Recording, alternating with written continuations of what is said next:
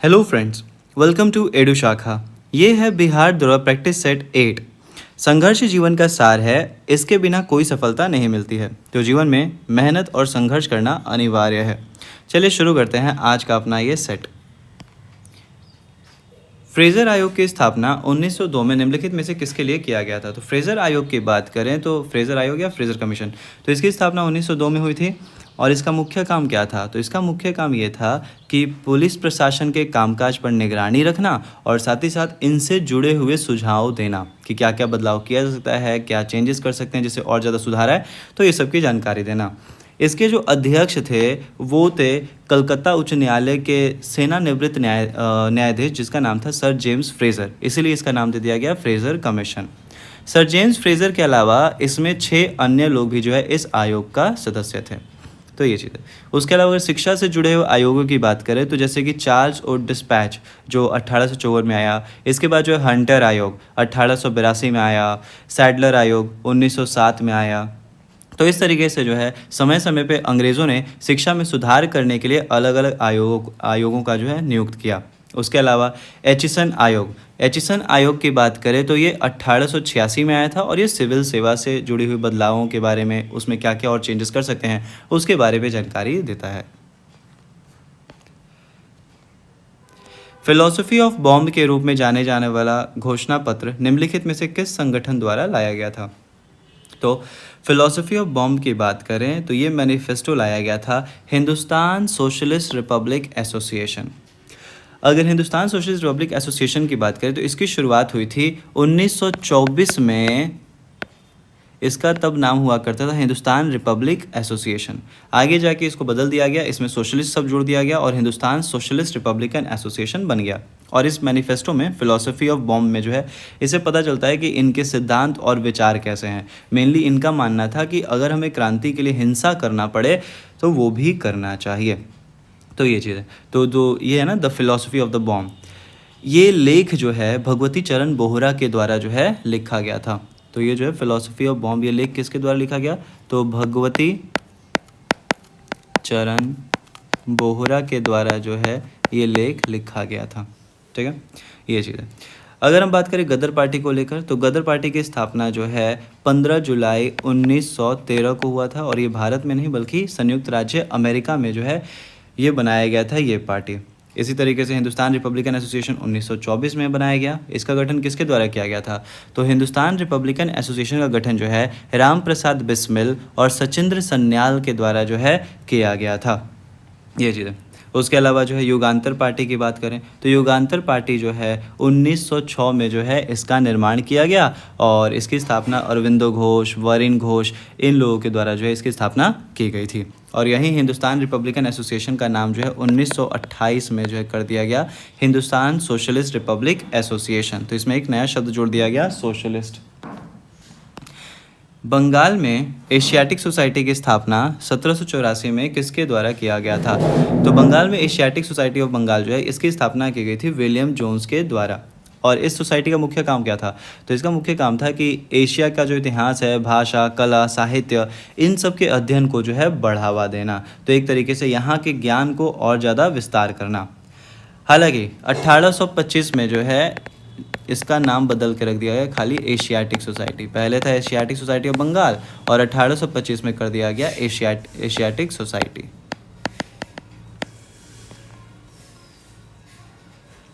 Which of the following is not correctly match? Battle of Chausa. तो battle of Chausa की बात करें तो 1549 में हुआ था। ठीक है, ये 26 जून 1549 को ये जो है लड़ाई लड़ी गई थी किसके बीच में? तो मुगल सम्राट जो है हुमायूं और साथ ही साथ अफगान शासक शेरशाह सूरी, इनके बीच में जो है ये लड़ाई लड़ा गया था। और इस युद्ध में शेरशाह सूरी ने जो है हुमायूं को हराया था और उसके बाद यहाँ पर जो है सूर वंश की स्थापना हो गई थी जो थोड़े समय तक चला और फिर जो है 1555 में वापस से जो है हुमायूं आएगा और जीत जाएगा। उसके बाद battle of Khurda. Battle of Khurda की बात करें तो ये 1797 नहीं है बल्कि ये 1795 है। ठीक है, और ये लड़ाई किसके बीच में हुआ? तो 11 मार्च 1795 को मराठा साम्राज्य और हैदराबाद के निज़ाम के बीच में जो है बैटल ऑफ खुर्दा हुआ था, खुर्दा के युद्ध।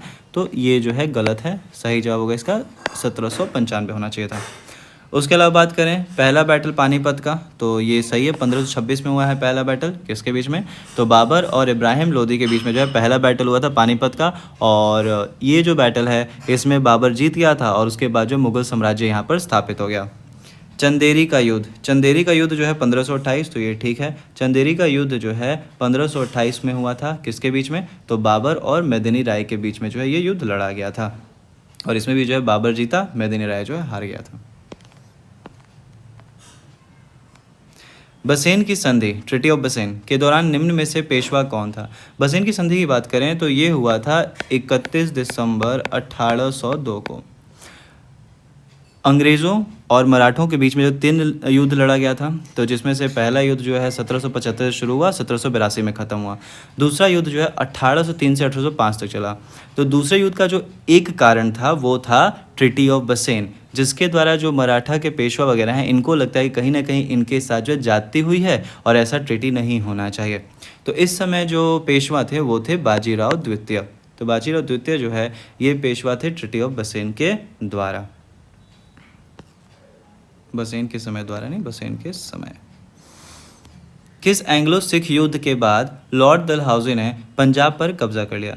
तो एंग्लो सिख युद्ध की बात करें तो दूगो जो है पंजाबियों और ये इंग्लिश अंग्रेज़ों के बीच में जो लड़ाई हुई है, जिसमें पहला जो एंग्लो सिख वॉर हुआ ये था 1845 से लेके 1846 तक। और इस युद्ध का मुख्य कारण क्या था? तो इस युद्ध का मुख्य कारण ये था कि जो ब्रिटिश ईस्ट इंडिया कंपनी है ना, ये सिख साम्राज्य में दखल अंदाजी कर रही है, वहाँ पे अपना प्रभाव बढ़ाना चाह रही है। तो ये चीज़ है। देखा ये गया कि इससे पहले जो महाराजा रंजीत सिंह की मृत्यु हो चुकी थी और फिर उसके बाद जो है अगला उत्तराधिकारी कौन बनेगा इस बात की सुनिश्चित नहीं थी उस समय। तो जिसकी वजह से कहीं ना कहीं सिख साम्राज्य जो टूट रहा था, इसी चीज़ का फ़ायदा उठाया अंग्रेज़ों ने और उन्होंने जो है लड़ाई छेड़ दी। दूसरा जो एंग्लो सिख वॉर हुआ ये हुआ 1848 से लेके 1849 तक और इसके बाद लॉर्ड डलहौजी ने से जो पंजाब था उस पर कब्जा कर लिया। तो दूसरे युद्ध के बाद जो है पंजाब पर कब्जा हुआ। निम्नलिखित में से किस चालुक्य राजा ने फारसी राजा खुसरो द्वितीय के पास राजदूत भेजा था? तो ये हैं पुलाकेशिन II। पुलाकेशिन द्वितीय जो हैं ये बदामी के चालुक्य वंश के सबसे प्रतापी राजा थे और इन्होंने जो है 1609 ईस्वी में सिंहासन पर कब्जा किया, मतलब सिंहासन पर बैठे और उसके बाद जो है 625 से लेकर जो है 626 ईस्वी के बीच में जो है इन्होंने एक राजदूत को भेजा फारस के राजा खुसरो के पास। और मेनली ये राजदूत भेजा क्यों गया था? ताकि वहाँ पे जाओ और इनका जो प्रशंसा है, इनका गुण है, उसके बारे में वर्णन करो वहाँ पर जाकर। तो इसलिए जो है एक राजदूत को पुलाकेशिन II ने फारसी राजा खुसरो द्वितीय के पास भेजा था। बौद्ध धर्म में किस किताब में 16 महाजनपद का जिक्र है? तो बौद्ध धर्म में बात करें तो 3 पिटक हैं, ठीक है, जिसमें सूत पिटक, विनय पिटक और अभिधम पिटक। इसमें से जो सूत पिटक है इसका एक अंश है अंगुतार निकाय। तो अंगुतार निकाय में जो है 16 महाजनपदों का उल्लेख हमें मिलता है, ठीक है। और ये 16 महाजनपदों की बात करें जैसे कि कौशल हो गया, मगध, गंधार, कंबोज, ये सब के बारे में जो है इसमें पूरा जो जिक्र किया गया है। अगर बात करें महापरिनिब्बाना को लेकर तो ये क्या है? तो इसका मतलब ये होता है कि ये मृत्यु के बाद वो स्थिति है जिसमें कोई व्यक्ति अपने जीवन काल में निर्वाण प्राप्त कर लेता है। इसका मतलब कि जीवन और मृत्यु के चक्र से जो है मुक्त हो जाता है, तो इसको जो है महापरिनिर्वाण कहते हैं। तो ये चीज़ Recently, which organization released the 2024 edition of the World Military Expenditure Trends Report? विश्व सैन्य व्यय रुझान, मतलब कौन सा देश जो है कितना मिलिट्री पे खर्चा कर रहा है, उसका एक रिपोर्ट जारी किया गया था। और ये रिपोर्ट किसके द्वारा जारी किया गया? ये रिपोर्ट जारी किया गया था सिप्री के द्वारा। सिप्री की बात करें, Stockholm international peace research institute. तो इसके अनुसार बात किया जाए तो यूएसए जो है वो सबसे ज़्यादा खर्चा करता है अपने मिलिट्री पर। उसके बाद जो है चीन, फिर रशिया और फिर उसके बाद जो है भारत। तो भारत जो है ये 5वें नंबर पे है खर्चा करने के मामले में। सबसे पहले यूएसए, चीन, रशिया, जर्मनी और Bharat. Which state will install anti-drone system on the Indo-Pak border to curb smuggling? तस्करी पर अंकुश लगाने के लिए कौन सा राज्य जो भारत पाक सीमा पर ड्रोन रोधी प्रणाली स्थापित करेगा? तो ये है पंजाब सरकार। पंजाब सरकार ने जो है ये अनाउंस किया कि ये जो है पाकिस्तान से लगती हुई लगभग 532 किलोमीटर लंबी जो अंतर्राष्ट्रीय सीमा है ना, उस पर 9 एंटी ड्रोन सिस्टम जो है लगाया जाएगा, ताकि इस पर जो है सही तरीके से निगरानी रखी जा सके। इसके लिए सरकार ने जो है 51 करोड़ रुपए खर्च करने का भी प्रावधान दिया है। 1665 में पुरंडार की संधि किसके बीच में हुई थी? तो ट्रिटी ऑफ पुरंडार की बात करें तो पुरंडार की दो संधियाँ हुई हैं। एक तो 1665 में हुई हैं। तो 1665 में जो संधि हुआ ये था छत्रपति शिवाजी महाराज और मुगलों के बीच में। तो उसमें मुगल के जो सेनापति थे राजा जय सिंह प्रथम, इनके बीच में जो है हुआ था। ठीक है, तो ये चीज़ है। राजा जय सिंह प्रथम की बात करें तो ये आमेर के राजा थे, लेकिन ये मुगल के सेनापति थे। तो इनके बीच में जो है ये संधि हुआ था। और उस समय यहाँ पर मतलब भारत पे किस मुगल शासक का कब्जा था? तो उसमें भारत पे जो है औरंगज़ेब का राज्य चल रहा था। तो एक तरीके से हम बोल सकते हैं छत्रपति शिवाजी महाराज और औरंगज़ेब के बीच में। दूसरा जो पुरंडार की संधि हमें देखने को मिलता है वो है 1776 में।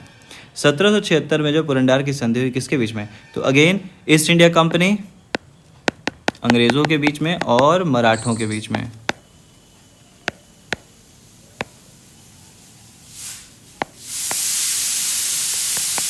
तो ये तो दो पुरंडार की संधि जो है देखने को मिलता है।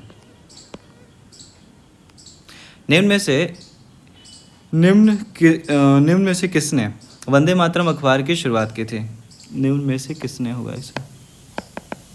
निम्न में से किसने वंदे मातरम अखबार की शुरुआत की थी? तो वंदे मातरम अखबार की शुरुआत जो है 1905 से हुआ था और ये कलकत्ता में प्रकाशित हुआ था और अंग्रेज़ी साप्ताहिक अखबार था। ये सप्ताह में एक बार छपने वाला अखबार था। इसका प्रकाशन किसके द्वारा किया गया था? तो विपिन चंद्र पाल के द्वारा जो है वंदे मातरम अखबार की शुरुआत की गई थी। और इसका संपादन किसने किया था? संपादन थे अरविंद घोष। शाहजहां द्वारा निर्मित मोर सिंहासन पर बैठने वाला आखिरी मुगल शासक कौन था? तो शाहजहां द्वारा बनाया गया था मयूर सिंहासन। इस पर बैठने वाला जो आखिरी शासक था वो था मुहम्मद शाह। 1749 में भारत पर हमला होता है नादिर शाह का, और नादिर शाह ने जब हमला किया तो यहाँ से अच्छा खासा पैसा तो ले ही गया, उसके अलावा मयूर सिंहासन और कोहिनूर हीरा ये सब भी जो है वो यहाँ से लूट कर ले गया। तो 1749 में मोहम्मद शाह राजा था। और ये चीज़ मोहम्मद शाह को रंगीला भी कहते हैं, ये अलग ही मिजाज के थे। इनमें से कौन से कार्य लॉर्ड वेलेस्ली के द्वारा किया गया है? वो चौथे एंग्लो मैसूर युद्ध के बाद मैसूर पर कब्जा किया इन्होंने। तो ये बात सही है। जो चौथा एंग्लो मैसूर वॉर हुआ 1799 में, इस युद्ध के बाद टीपू सुल्तान हार जाते हैं और अंग्रेज़ों का जो सीधा सीधा कंट्रोल हो जाता है।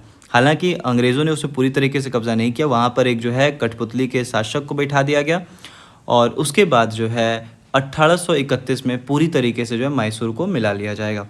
तो ये फोर्ट विलियम कॉलेज की स्थापना, तो फोर्ट विलियम कॉलेज 1800 में बनाया गया था और इसका मुख्य काम क्या था? किसका था कि जो सिविल सर्वेंट होते हैं उनको ट्रेनिंग देना। सहायक संधि सब्सिडरी अलायंस की शुरुआत, तो ये भी ठीक है। सब्सिडरी अलायंस के तहत ये लोग जो है भारतीय राजाओं के साथ जो संधि करते थे कि हम आपके बदले जो है सेना को सिखाएंगे, उसको जो है कंट्रोल और डिसिप्लिन और साथ ही साथ लड़ना ये सब सिखाएंगे, बस आपको पेमेंट करना है। तो सभी जो कार्य हैं वो लॉर्ड वेलेस्ली के समय ही किए गए हैं। तो सही है ऑप्शन डी। महाविभाष सूत्र जो बौद्ध दर्शन के विभाषा होता है, महाविभाषा सूत्र जो बौद्ध दर्शन का विश्वकोश है, किस बौद्ध परिषद में रचित किया गया था? तो महाविभाषा सूत्र जो है ये बौद्ध दर्शन के बारे में हमें ज़्यादा जानकारी देता है। इसकी रचना हुई थी चौथे परिषद के दौरान। चौथा परिषद कब हुआ था? तो चौथा परिषद जो है 72 ईस्वी में हुआ था कश्मीर में, और उस समय शासक थे कनिष्क। बुद्धिस्ट काउंसिल की बात करें तो बौद्ध काउंसिल 4 गो हुआ। पहला जो बौद्ध काउंसिल था वो राजगृह में हुआ था। दूसरा जो बौद्ध काउंसिल था, दूसरा बौद्ध परिषद, ये वैशाली में हुआ था। तीसरा पाटलिपुत्र में हुआ था और चौथा जो है वो कश्मीर में हुआ था।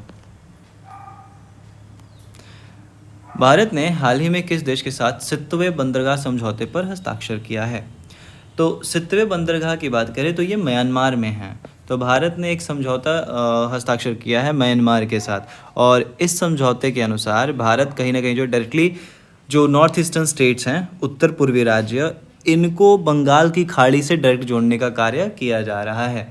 तो ये चीज़ है। इसके लिए जो है एक प्रोजेक्ट चलाया गया था जिसका नाम था Kaladan multi modal transit transport, जिसके द्वारा जो हमारे उत्तर पूर्वी राज्य हैं उनको जो है सीधे सीधे बंगाल की खाड़ी से जोड़ना इसका मुख्य लक्ष्य है। तो ये चीज़ है। भारत ने कब तक मलबा मुक्त अंतरिक्ष मिशन हासिल करने का लक्ष्य रखा है? तो भारत ने जो है डिब्रिस फ्री स्पेस मिशन या फिर मलबा मुक्त अंतरिक्ष मिशन जो है 2030 तक हासिल करने का लक्ष्य रखा है। जो इसरो के अध्यक्ष हैं एस सोमनाथ, तो एस सोमनाथ ने 16 अप्रैल 2024 को इसकी घोषणा की थी कि जो भारत जो है 2030 तक जो है मलबा मुक्त अंतरिक्ष मिशन हासिल करने में सफल रहेगा। तो एस सोमनाथ के अनुसार ये बात बोला गया है। लंगेटे उत्सव किस राज्य में मनाया जाता है? तो लंगेटे उत्सव की बात करें तो ये अरुणाचल प्रदेश में मनाया जाता है। अरुणाचल प्रदेश में एक जनजाति है जिसका नाम है निशी। तो ये जो निशी जनजाति है इसके द्वारा ये मनाया जाता है और ये बसंत ऋतु की शुरुआत में, जो कि आमतौर पे अप्रैल होता है, तो बसंत ऋतु की शुरुआत में जो ये लंगेटे उत्सव मनाया जाता है। हुरून ग्लोबल यूनिकॉर्न इंडेक्स 2024 में भारत का क्या रैंक है? तो हुरून ग्लोबल की बात करें तो 2000 से जो है हुरून ग्लोबल यूनिकॉर्न इंडेक्स प्रकाशित हो रहा है। और ये करता क्या है? तो ये इसका मुख्य काम है कि दुनिया में जो सबसे मूल्यवान स्टार्टअप कंपनीज़ हैं, जो नए नई कंपनीज की शुरुआत हो रही है, नींव रखी जा रही है, तो कितने स्टार्टअप जो है शुरुआत हो रहा है, इस आधार पे ये देशों की रैंकिंग करता है। और इसमें जो अमेरिका है वो सबसे आगे, वहाँ पे जो नए नए स्टार्टअप्स ज़्यादा खोले जा रहे हैं। उसके बाद जो है चीन और तीसरे नंबर पे जो है भारत आता है। तो ये चीज़, भारत में अभी फ़िलहाल में 67 यूनिकॉर्न हैं। न्याय दर्शन किससे जुड़ा हुआ है? तो न्याय दर्शन की बात करें तो ये सिद्धांत जो है ना ऋषि अक्षपद गौतम ने दिया था। तो गौतम जो हो जाएगा इसका सही जवाब। न्याय दर्शन की बात करें तो हुआ क्या? तो भारतीय दर्शन में जो 6 वैदिक दर्शनों में से एक है न्याय दर्शन, और इसमें बोला गया है कि तर्क, प्रमाण, ज्ञान की खोज पर जोर देना चाहिए। अगर मनुष्य को जो है ना मुक्ति वगैरह चाहिए तो अपने ज्ञान, अपने तर्क पर ज़्यादा जोर दे, तो ये चाहिए। तो ये न्याय दर्शन है। हंटर आयोग की रिपोर्ट मुख्य रूप से शिक्षा के किस स्तर पर रहा? अगर हंटर आयोग की बात करें तो हंटर आयोग, आपको 2 ऐसे हंटर आयोग मिलेंगे। एक का जो गठन है वो 1882 में हुआ था, और ये 1882 वाला जो हंटर आयोग है ये शिक्षा से जुड़ा हुआ है।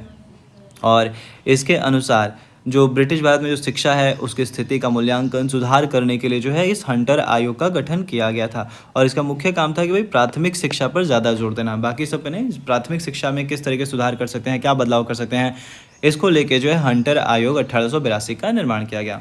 उसके अलावा जो दूसरा हंटर आयोग बना ये 1919 में बना, और ये किस लिए बनाया था? तो जब भारत में 13 अप्रैल 1919 को जालियांवाला बाग कांड हुआ तो उसके जांच पड़ताल के लिए जो है हंटर आयोग फिर से गठित किया गया था।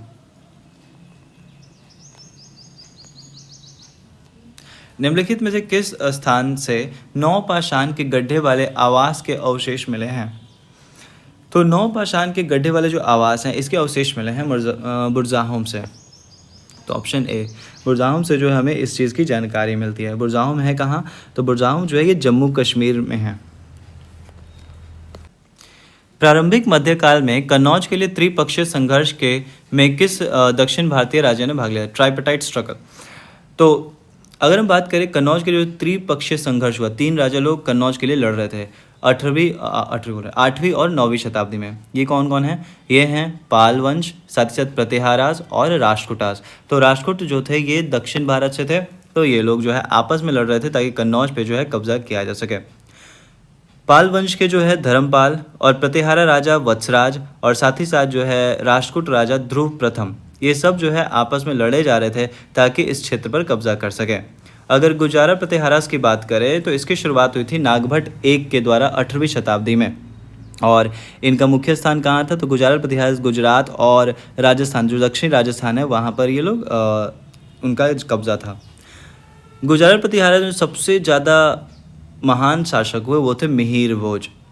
उसके अलावा बात करें पाल वंश को लेकर तो पाल वंश की शुरुआत लगभग 750 ईस्वी में हुई गोपाल के द्वारा, उसके अलावा राष्ट्रकूट वंश की बात करें तो राष्ट्रकूट डायनास्टी की शुरुआत हुई थी दंतीदुर्ग के द्वारा। तो ये चीज़ है। और राष्ट्रकूट का कैपिटल कहाँ था? तो राष्ट्रकूट का कैपिटल था म्यानखेत या फिर मालखेत।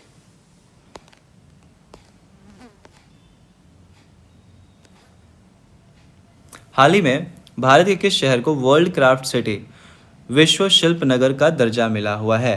तो वर्ल्ड क्राफ्ट काउंसिल या फिर विश्व शिल्प परिषद के द्वारा जो है विश्व शिल्प नगर का जो है घोषणा किया जाता है। तो विश्व शिल्प परिषद के द्वारा घोषणा किया है कि श्रीनगर को जो है विश्व शिल्प नगर का दर्जा दिया गया है। इससे पहले जयपुर, मल्लपुरम और साथ ही साथ जो है मैसूर, इसको भी जो है दर्जा दिया जा चुका है। तो श्रीनगर चौथा ऐसा क्षेत्र है जिसको विश्व शिल्प नगर का दर्जा मिला हुआ है। और ये कब मिला? 31 जुलाई 2024 को जो है घोषणा किया गया इसको भी जो है विश्व शिल्प नगर के रूप में। उसके अलावा बात करें तो श्रीनगर को 2021 में यूनेस्को के रचनात्मक शहर के रूप में भी मान्यता दिया जा चुका है। तो ध्यान रखिए, श्रीनगर चौथा है ये।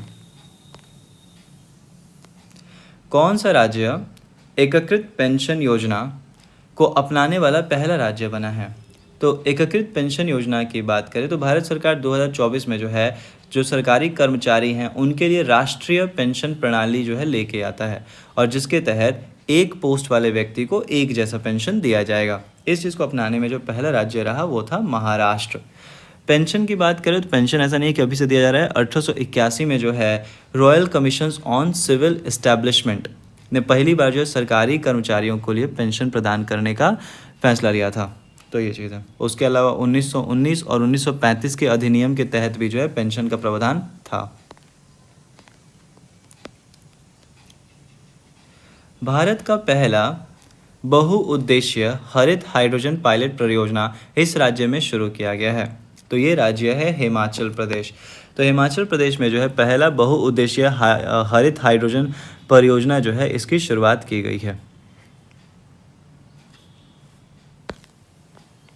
भारत में राष्ट्रीय आय की गणना में निम्नलिखित में कौन सा एक समस्या है? रोजगार की कमी, मुद्रास्फीति, महंगाई, असंगठित क्षेत्र, बजट का निम्न स्तर। तो इन चारों को बात करें तो इन चारों में से जो हमें राष्ट्रीय गणना में जो सबसे बड़ी समस्या होती है यह है असंगठित क्षेत्र। असंगठित क्षेत्र की बात करें तो इसमें आय, उत्पादन, इन सब का लेखा जोखा नहीं होता है, जिसकी वजह से जो है राष्ट्रीय आय का सटीक अनुमान लगा पाना जो है मुश्किल होता है। तो असंगठित क्षेत्र के कारण जो है राष्ट्रीय आय की गणना में जो है कहीं ना कहीं प्रॉब्लम आती है। निम्नलिखित में से कौन सा दृष्टिकोण प्रोफेसर अमर्त्य सेन से संबंधित है? तो which of the following approaches is related to professor Amartya Sen? तो अमर्त्य सेन का संबंध बात यहाँ पे जो है वो है क्षमता दृष्टिकोण या फिर कॉम्पिटेंसी या कैपेबिलिटी अप्रोच। इसको कैपेबिलिटी भी बोलते हैं, कैपेबिलिटी अप्रोच से है। क्षमता दृष्टिकोण के अनुसार क्या है कि किसी भी व्यक्ति की जो भलाई होती है उसका मूल्यांकन उसके पास उपलब्ध संसाधन या सेवाओं के आधार पर जो है नहीं किया जाना चाहिए, बल्कि उसके द्वारा जो विभिन्न क्षमताएं होती हैं उन क्षमताओं के आधार पर जो है किया जाना चाहिए। क्षमताओं में जैसे शिक्षा प्राप्त करना, स्वास्थ्य या फिर रोजगार, राजनीतिक रूप, इन सब से जो है उसकी क्षमता को आंकना चाहिए, ना ही कि उसके पास क्या संसाधन है उस अनुसार नहीं आंकना चाहिए। भारत, मालदीव और श्रीलंका का त्रिपक्षीय अभ्यास दोस्ती 16 हाल ही में कहाँ आयोजित किया गया था? तो ये जो दोस्ती 16 है ये हुआ है 22 से लेके 25 फरवरी 2024 को, ठीक है। और ये अभ्यास हुआ मालदीव्स में। पहली बार जो दोस्ती अभ्यास हुआ था ये 1991 में हुआ था, और उस समय जो है सिर्फ भारत और मालदीव शामिल होते थे, लेकिन 2012 में श्रीलंका ने पहली बार इस अभ्यास में शामिल हुआ। कामियोंटी प्रथा किस क्षेत्र में सबसे अधिक प्रचलित थे? कामियोंटी प्रथा जो है सबसे ज़्यादा कहाँ प्रेवलेंट था? तो ये था बिहार और उड़ीसा में। बिहार और उड़ीसा में जो है ये प्रथा जो है सबसे ज़्यादा प्रचलित था। और इसके अंतर्गत बात करें तो जो कृषि दास के रूप में जो खेती करने वाले कामिया जाति के लोग अपने मालिकों द्वारा जो भी ऋण प्राप्त होता था ना, अगर उस पे वो ब्याज नहीं दे पा रहे हैं तो उसके बदले वो क्या करेंगे, जीवन भर उनके लिए काम करते रहेंगे, उनके खेतों पर उनके लिए जो है काम करते रहेंगे। तो ये चीज़ है, मतलब किसी ने लोन ले लिया और वो सदा नहीं पा रहा है तो उसके लिए अब जिससे लोन लिया है उसके लिए वो हमेशा ही काम करते रहेगा, वो कभी भी उस ऋण से आज़ाद नहीं हो सकता है। तो ये चीज़ है। किस बजट में इलेक्ट्रल बॉन्ड योजना की शुरुआत की गई थी? तो इलेक्ट्रल बॉन्ड योजना जो है इसकी शुरुआत किया गया था 2017 और 18 में। उस समय जो वित्त मंत्री थे अरुण जेटली थे, तो उन्होंने जो है इसको पेश किया था 2017 में, जो इसको पेश किया गया था। हालांकि अभी ये न्यूज़ में रहा, क्यों? क्योंकि सुप्रीम कोर्ट ने जो है इसको कहीं ना कहीं जो है अवैध बता दिया और बताया कि ये असंवैधानिक है और इसको रोक लगाना चाहिए, क्योंकि ये अनुच्छेद 110 का पालन नहीं करता है बल्कि उसका उल्लंघन करता है। तो इसलिए जो है अभी फ़िलहाल ये 2024 से पहले जो है सुप्रीम कोर्ट ने इस पर रोक लगाया, तो इसलिए ये न्यूज़ में आया इलेक्ट्रल बॉन्ड स्कीम। निम्नलिखित में से पहला दिल्ली सुल्तान था जिसने भूमि के माप का आदेश दिया था। तो दिल्ली सल्तनत की बात करें तो पहले सुल्तान जिन्होंने भूमि माप का आदेश दिया था वो थे अलाउद्दीन खिलजी। अलाउद्दीन खिलजी की बात करें तो ये भूमि राजस्व प्रणाली में जो सुधार करना चाह रहे थे, और इसी के लिए जो है इन्होंने देखा कि अगर टैक्स वगैरह लगाना है तो हमें ये देखना पड़ेगा कि किसके पास कितनी ज़मीनें हैं, वो ज़मीनें उपजाऊ हैं नहीं हैं, तो उस अनुसार जो है टैक्स लगाने की बात इन्होंने सोची। हाल ही में समाचारों में देखी गई मुख्यमंत्री जल स्वावलंबन अभियान 2 योजना किस राज्य से संबंधित है?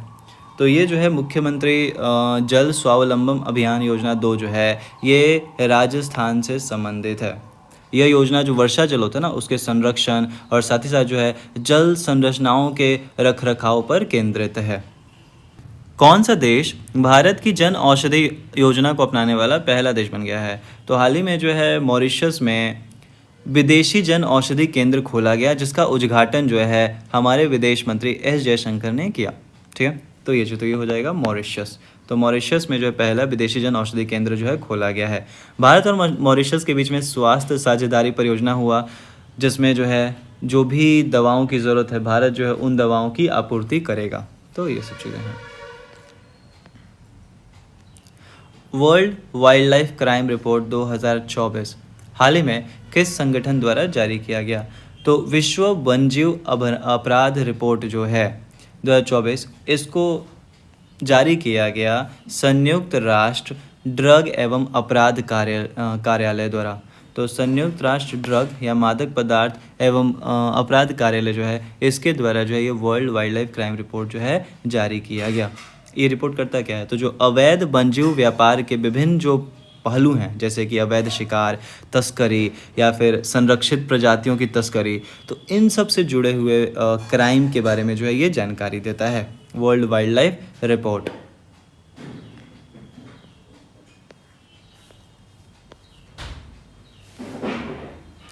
भद्रा बाघ रिजर्व किस राज्य में स्थित है? भद्रा बाघ रिजर्व की बात करें तो इसको भद्रा वन्यजीव अभयारण्य के नाम से भी जाना जाता है और ये कर्नाटक में स्थित है। जो चिकमंगलूर जिला है ना कर्नाटक में, वहाँ से एक शहर है भद्रावती, शहर से लगभग जो है 23 किलोमीटर दक्षिण में जो है ये पड़ता है। अप्रैल 2025 में भारत के मुख्य न्यायाधीश कौन हैं? तो अप्रैल 2025 की बात करें तो मुख्य न्यायाधीश हैं संजीव खन्ना। इससे पहले थे DY चंद्रचूड़ और उनके बाद जो है संजीव खन्ना जो है वो मुख्य न्यायाधीश बने। हालांकि फिर से अभी बदलाए जाएंगे, अब संजीव खन्ना नहीं रहेंगे बल्कि अब जो अगले न्यायाधीश हैं वो बनेंगे जस्टिस भूषण रामकृष्ण गवाई। ये जो है अगले चीफ जस्टिस ऑफ इंडिया बनेंगे, जस्टिस भूषण रामकृष्ण गवाई। भारत में नए विदेश सचिव के रूप में किसे नियुक्त किया गया है? तो 15 जुलाई 2024 को जो है श्री विक्रम मिस्त्री, इनको जो है विदेश सचिव के रूप में जो है ग्रहण किया गया है।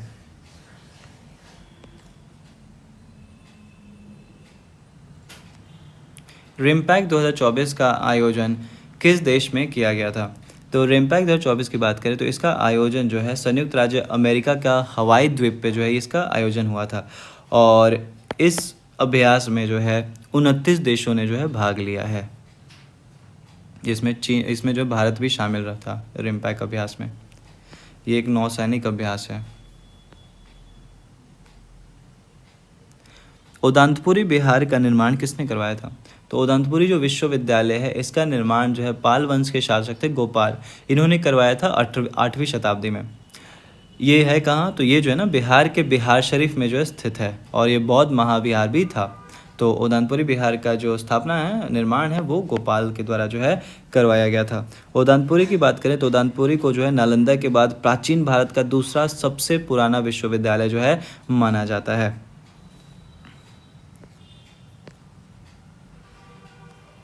सर्वप्रथम राष्ट्रीय नियोजन समिति का गठन भारतीय राष्ट्रीय कांग्रेस के किस अधिवेशन में किया गया था? किस अधिवेशन में जो है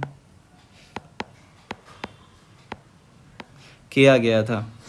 तो 1938 ईस्वी में जो है भारतीय राष्ट्रीय कांग्रेस ने जो है सर्वप्रथम राष्ट्रीय नियोजन समिति का गठन किया गया था। और इसके अध्यक्ष कौन थे? तो उस समय इसके अध्यक्ष थे Pandit Jawaharlal Nehru.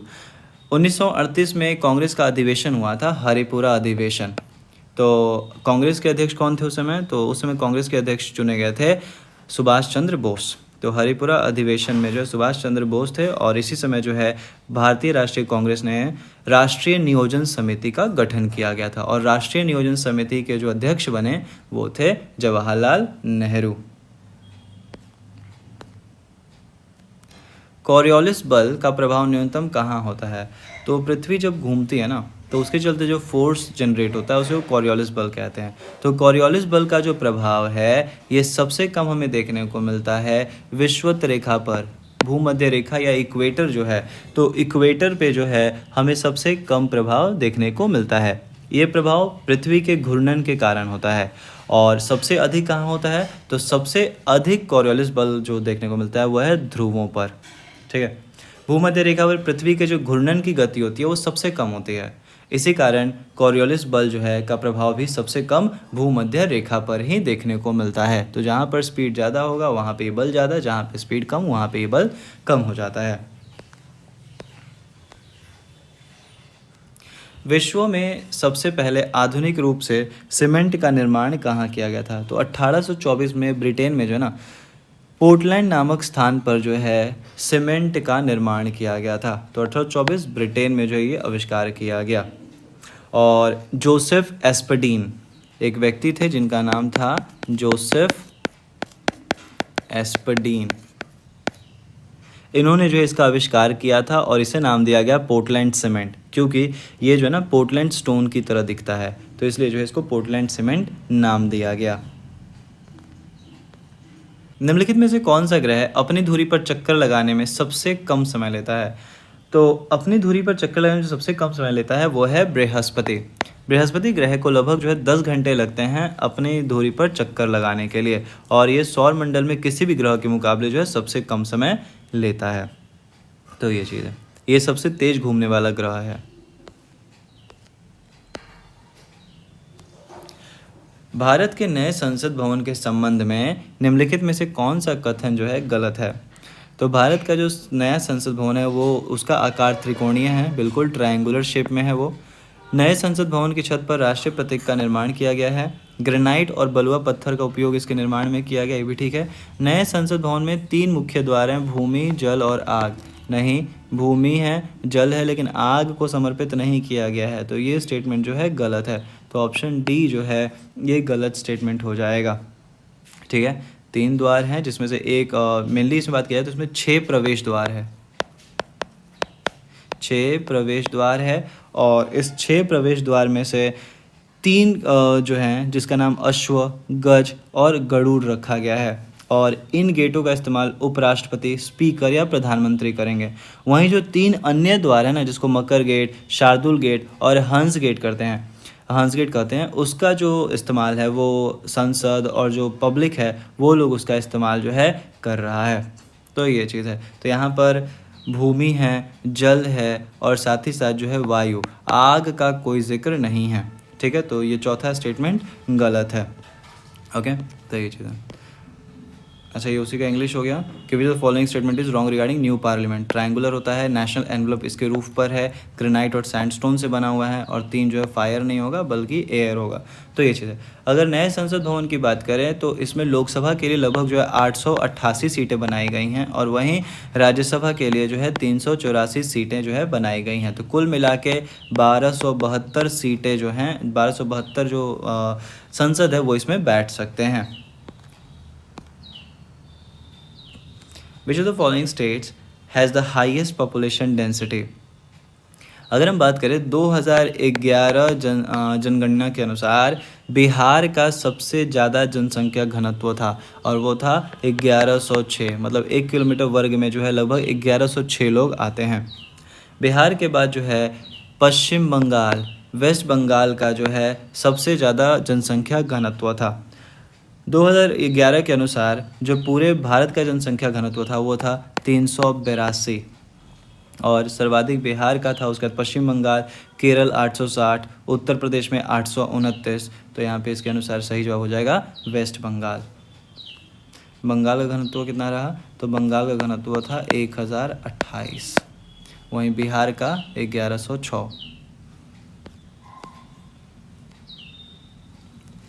Which of the following mountain passes forms tri-junction of India, China and Myanmar? निम्नलिखित में से कौन सा पर्वत दर्रा भारत, चीन और म्यांमार के बीच में त्रिजंक्शन बनाता है, तीनों के बीच में टी जॉइंट है? तो ये है दिफू दर्रा। जो दिफू दर्रा होता है ये भारत, चीन और म्यांमार के बीच में त्रिजंक्शन बनाता है। ये है कहाँ पे? तो ये दर्रा है अरुणाचल प्रदेश में, और ये लगभग जो है मैकमोहन लाइन जो है, जो भारत और चाइना के बीच में मैकमोहन लाइन है, उसके बीच में जो है ये दर्रा है। तो ये भारत, चीन और म्यांमार के सीमाओं के पास जो एक पहाड़ी दर्रा है, और ये त्रिजंक्शन बनाता है। उसके अलावा बात करें नथुला पास, तो नाथुला पास जो है ये सिक्किम में है, भारत और चीन सीमा पर स्थित है ये नाथुला दर्रा। जालेपला की बात किया जाए तो ये कहाँ है? तो ये सिक्किम और तिब्बत के बीच में हिमालय में है। नाथुला भारत और चाइना में है, जालेपला की बात करें तो सिक्किम और तिब्बत के बीच में जो है हिमालय में ये दर्रा है। उसके अलावा बोमदिला, अगेन ये अरुणाचल प्रदेश में है, और ये कामेंग जिले में स्थित है। भारत का कौन सा क्षेत्र लौह और कोयला भंडार में सबसे समृद्ध है? दक्षिण क्षेत्र, थार रेगिस्तान, छोटा नागपुर पठार, हिमालय क्षेत्र। तो भारत में वो क्षेत्र जो लौह और कोयला भंडार में सबसे समृद्ध है वो है छोटा नागपुर पठार। यहाँ पर जो है ज़्यादा भंडार हमको देखने को मिलता है, जैसे कि झारखंड में लोहा और कोयला भंडार जो है सबसे समृद्ध क्षेत्र है। यह राज्य भारत के जो कुल कोयला भंडार का लगभग 26% हिस्सा जो है हमको झारखंड से ही प्राप्त होता है। निम्नलिखित में से किस देश में ने इसकी स्थापना के लिए भिलाई इस्पात संयंत्र का सहयोग किया था? अच्छा, तो जो भिलाई इस्पात संयंत्र है ये किसकी सहयोग से स्थापित किया गया है? तो भिलाई इस्पात संयंत्र जो है इसका स्थापना किया गया है सोवियत संघ की मदद से। सोवियत संघ जिसमें जो सबसे बड़ा देश था वो था रशिया। ठीक है, सोवियत संघ 15 देशों का जो है संघ था, जिसमें से मुख्य रशिया था। तो ये चीज़ है। तो सोवियत संघ ने जो है 1955 में भिलाई इस्पात संयंत्र का जो है स्थापना करने में मदद किया था भारत का, ये चीज़ है। उसके अलावा उड़ीसा में जो राउरकेला इस्पात संयंत्र है वो जर्मनी की मदद से स्थापित किया गया था, और पश्चिम बंगाल में जो दुर्गापुर इस्पात संयंत्र है उसका स्थापना जो ब्रिटिशर्स की मदद से किया गया था। तो ये भी ध्यान रखिएगा, राउरकेला इस्पात संयंत्र जो उड़ीसा में है जर्मनी की मदद से, और दुर्गापुर इस्पात संयंत्र जो कि पश्चिम बंगाल में है ब्रिटिशर्स की मदद से स्थापित किया गया था। भारत में प्रत्यक्ष कराधान सुधारों का जनक किसे कहा गया है? तो भारत में प्रत्यक्ष कराधान सुधारों के जनक के रूप में जो है राजा चेलिया, जो डॉक्टर राजा चेलिया हैं उनको जाना जाता है। उन्होंने 1985 में जो है भारत के कर सुधारों पर एक समिति की अध्यक्षता की थी, जिसमें प्रत्यक्ष अप्रत्यक्ष करों में जो है महत्वपूर्ण सुझाव दिया था। इन्होंने क्या क्या बदलाव करना चाहिए, क्या नहीं करना चाहिए, उसके बारे में इन्होंने जो है जानकारी दी। सकल घरेलू उत्पाद और सकल राष्ट्रीय उत्पाद के बीच में क्या अंतर होता है? तो सकल घरेलू उत्पाद जीडीपी का मतलब क्या हो गया? तो जीडीपी का मतलब ये हो गया, अगर कोई देश है तो इस देश में जो भी नागरिक हैं, अब जो नागरिक या जो भी लोग हैं वो हो सकता है, जैसे भारत है तो भारत में कुछ भारतीय भी हैं और कुछ जो है यहाँ पे कुछ विदेशी भी आके रहते हैं। तो जो भी लोग हैं चाहे भारतीय चाहे विदेशी, इनके द्वारा कितना पैसा बनाया जा रहा है भारत के अंदर, तो इसको बोलेंगे हम लोग जो है ग्रॉस डोमेस्टिक प्रोडक्ट या फिर सकल घरेलू उत्पाद। अब यहाँ पे होगा क्या कि कुछ पैसा जो है जो भारतीय लोग हैं वो तो उसका उनका पैसा तो भारत में रह जाएगा, लेकिन जो अंग्रेज़ हैं वो क्या करेंगे, यहाँ से जो पैसा कमाएंगे वो अपने देश भेज देंगे। इसी तरीके से विदेशों में भी भारतीय हैं, तो विदेशों में जो भारतीय हैं वो भी पैसा कमाएंगे और वो अपना पैसा यहाँ भेज देंगे।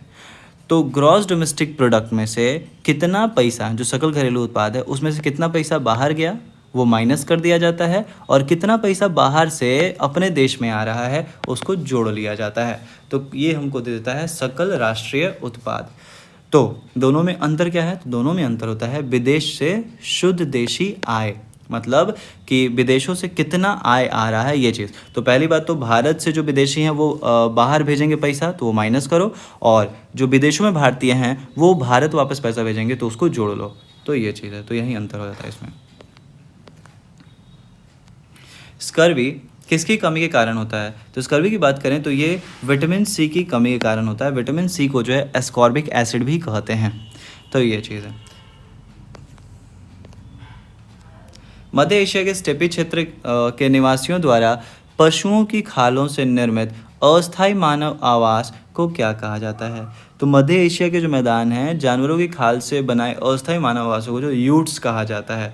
तो जो यूट्स हैं जो कि मंगोलिया में इसको गेट्स भी कहते हैं। तो ये चीज़ है, ये पोर्टेबल होता है, गोल टेंट है, और पारंपरिक रूप से जो है ज़्यादातर ये मध्य एशिया के मैदानों और पहाड़ों में जो है ना खानाबदोश समूह द्वारा जो है उपयोग किया जाता है। इग्लू क्या होता है, तो इग्लू होता है बर्फ़ का जो गुफा है उसको इग्लू कहते हैं।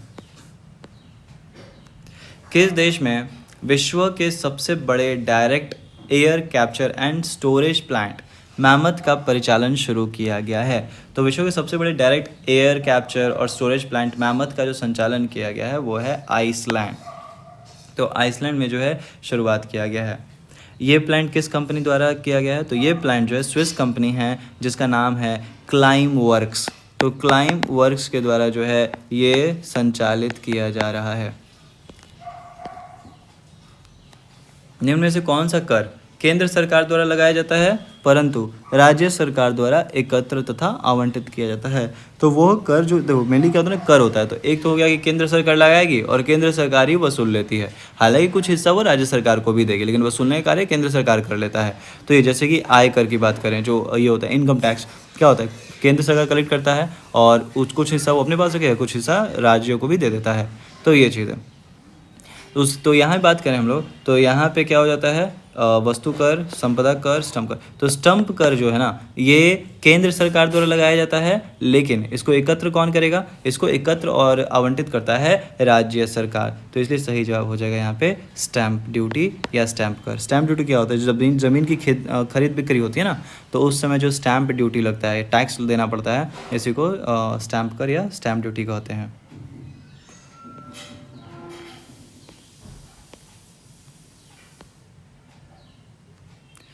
भारतीय संविधान में कितने प्रकार की न्यायिक स्वतंत्रता और समानता का उल्लेख है, तो भारतीय संविधान की बात करें तो इसमें न्याय किन चीज़ों में मिलेगा, तो न्याय मिलता है सामाजिक,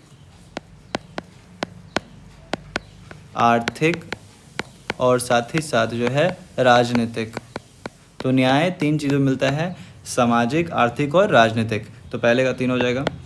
उसके अलावा स्वतंत्रता की बात करें तो विचार की स्वतंत्रता है, अभिव्यक्ति की स्वतंत्रता है, विश्वास की स्वतंत्रता है, आस्था और उपासना की स्वतंत्रता है। तो कुल मिला के 5 प्रकार के स्वतंत्रता की बात होती है, विचार, अभिव्यक्ति, विश्वास, आस्था, उपासना। समानता की बात करें तो समानता एक स्थिति की समानता और दूसरा जो है अवसर की समानता। तो 2 तरह के समानता की बात करता है, तो 3, 5 और 2 हो जाएगा। न्याय 3 तरह का, सामाजिक, आर्थिक, राजनीतिक, और उसके अलावा स्वतंत्रता जो है 5 तरह का, विचार, अभिव्यक्ति, विश्वास, आस्था, उपासना। उसके अलावा समानता 2 तरीके का, स्थिति, अवसर, ये सब चीज़ें। संविधान के किस अनुसूची में अनुसूचित क्षेत्रों तथा अनुसूचित जनजाति के प्रशासन और नियंत्रण के बारे में उल्लेख किया गया है, तो संविधान का जो 5वां अनुसूची है इसमें बात किया गया है अनुसूचित क्षेत्रों और अनुसूचित जनजाति के प्रशासन और नियंत्रण के बारे में। इसके अलावा जो है अनुच्छेद 244(1) 244(1) में भी जो है अनुसूचित क्षेत्रों की अभिव्यक्ति का आशय ऐसे क्षेत्रों से हैं जिसे राष्ट्रपति द्वारा खुद जो है अनुसूचित क्षेत्र घोषित किया जाता है। तो 244 में बोला गया है कि राष्ट्रपति जो है ना ऐसे क्षेत्रों की घोषणा करेंगे कि ये क्षेत्र अनुसूचित है या नहीं है। तो ये चीज़ है आपके पास। तो 5वीं अनुसूची में इसको रखा गया है। वर्तमान में बात करें तो 5वीं अनुसूची में 10 राज्य आते हैं। इसमें जो है 10 राज्यों को रखा गया है, जैसे कि आंध्र प्रदेश, छत्तीसगढ़, गुजरात, हिमाचल प्रदेश, झारखंड, मध्य प्रदेश, महाराष्ट्र, उड़ीसा, राजस्थान और तेलंगाना, इनको शामिल किया गया है। वहीं अगर छठी अनुसूची की बात करें तो छठी अनुसूची में असम, मेघालय, त्रिपुरा, मिजोरम, इन 4 पूर्वोत्तर राज्यों को जो है रखा गया है। 7वीं अनुसूची में किसकी बात की गई है? तो इसमें बात किया गया है कि वो कौन कौन से विषय हैं जिस पे केंद्र सरकार, राज्य सरकार या फिर दोनों के दोनों जो है कानून बना सकते हैं। तो विषयों के बारे में जो यहाँ जिक्र किया गया है। चौथी अनुसूची में राज्यसभा के बारे में जिक्र किया गया है। कुल 12 अनुसूचियां हैं संविधान में। निम्नलिखित में से किस संविधान संशोधन अधिनियम द्वारा राष्ट्रीय न्यायिक नियुक्ति आयोग की स्थापना किया गया था? तो जो ये है नेशनल जुडिशियल अपॉइंटमेंट कमीशन, इसका स्थापना किया गया 99वां संविधान संशोधन अधिनियम 2014 के द्वारा। इस अधिनियम ने भारत के संविधान में कुछ संशोधन किया जिससे राष्ट्रीय न्यायिक नियुक्ति आयोग की स्थापना की गई।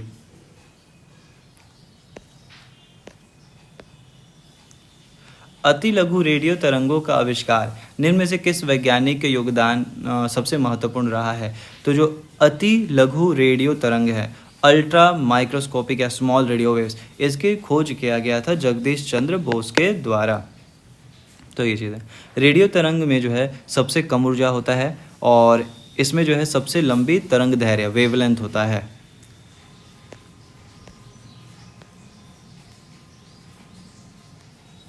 परमाणु जिसमें प्रोटॉन की संख्या समान तथा न्यूट्रॉन की संख्या भिन्न होती है उसे क्या कहते हैं? तो same number of proton but different number of neutron, तो इसको कहते हैं आइसोटोप या समस्थानिक। आइसोबार क्या होता है? इसका उल्टा, मतलब प्रोटॉन जो है अलग, प्रोटॉन की संख्या डिफरेंट लेकिन न्यूट्रॉन की संख्या जो है सेम रहता है, तो उसको आइसोबार कहते हैं। आइसो न्यूट्रॉन जिसमें न्यूट्रॉन की संख्या सेम रहेगी, ठीक है। आइसोमर्स, आइसोमर्स होता है फॉर्मूला सेम बट स्ट्रक्चर अलग अलग, जो संरचना है वो अलग अलग हो जाएगा। प्रोटीन संश्लेषण में निम्नलिखित में से किस कोशिकांग की भूमिका सबसे अधिक होती है? तो प्रोटीन को बनाने में जो सबसे अहम भूमिका निभाया जाता है वो है राइबोसोम और अंतर्द्रव्य जलिका। अंतर्द्रव्य जलिका, एंडोप्लाज्मिक रेटिकुलम, ये दोनों जो है मदद करते हैं प्रोटीन सिंथेसिस में। अगर अंतर्द्रव्य जलिका की बात करें तो ये जो है ना एक झिल्लीदार जाल होता है जो कोशिका के अंदर जो पदार्थों के परिवहन और संश्लेषण में जो है मदद करता है। एथिलीन का प्रयोग निम्नलिखित में कहाँ नहीं किया जाता है? तो एथिलीन जो होता है ये पौधों में फल सब्जियों को उगाने के लिए किया जाता है, पकाने के लिए किया जाता है। तो पहला जो है ठीक है, निषेचक के रूप में। तो ये एनेस्थेटिक, मतलब किसी को बेहोश करना हो तो उसके लिए यूज़ नहीं किया जाता है। तो बी ऑप्शन जो है गलत है। मस्टर्ड गैस वगैरह बनाने कार्बाइड लैम्प में रूप में, तो ठीक है। दूसरा ऑप्शन जो है एनेस्थेटिक, इसके रूप में ये प्रयोग नहीं किया जाता है। कठोर जल का प्रयोग निम्नलिखित में से किसके लिए नहीं किया जाता है? Hard water is not use following. कठोर जल या हार्ड वाटर किस बोलते हैं? तो पानी में जब मैग्नीशियम और कैल्शियम के सॉल्ट, लवण शामिल होते हैं तो उसके चलते पानी जो है वो हार्ड हो जाता है, मैग्नीशियम और कैल्शियम के लवण या सॉल्ट की वजह से। तो इसका इस्तेमाल पीने के लिए नहीं किया जा सकता है, साबुन से कपड़े धोने के लिए नहीं किया जा सकता है, फसल की सिंचाई के लिए भी नहीं कर सकते हैं। तो किसी भी चीज़ के लिए इसका इस्तेमाल नहीं कर सकते हैं। ज़्यादातर हार्ड वाटर अगर है तो उसके इसमें साबुन नहीं बल्कि सर्फ वगैरह का इस्तेमाल किया जाता है। तो इनमें से सभी के लिए जो है इस्तेमाल नहीं किया जाएगा हार्ड वाटर का। भारत के प्रथम खगोल पर्यटन अभियान को क्या नाम दिया गया है? तो भारत का जो पहला खगोल पर्यटन अभियान है इसको नाम दिया गया है नक्षत्र सभा। ये अभियान शुरू किसने किया? तो ये अभियान की शुरुआत उत्तराखंड सरकार द्वारा किया गया था। जिसका उद्देश्य क्या था? तो जिसका उद्देश्य था राज्य में जो है पर्यटन को बढ़ावा देना।